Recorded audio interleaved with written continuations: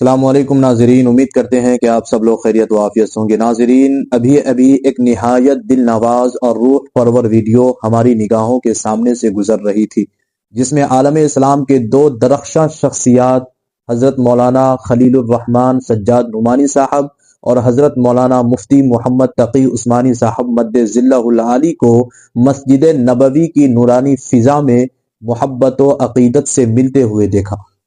وہ لمحہ بڑا ہی دل آویز تھا جب دونوں بزرگوں نے ایک دوسرے کے ہاتھ کو محبت و احترام سے بوسہ دیا۔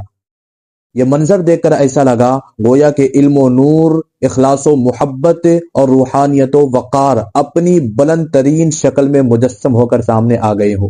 رب کعبہ کی قسم، دل کی گہرائیوں میں ایک عجیب سا سرور امڑ آیا اور نگاہوں میں انوار معدت کی چمک بھر گئی۔ اللہ رب العزت سے دعا کرتے ہیں کہ اللہ رب العزت ان بزرگوں کی مابین اس محبت، اس تواضع، اس باہمی احترام کو ہمیشہ قائم اور دائم فرمائے۔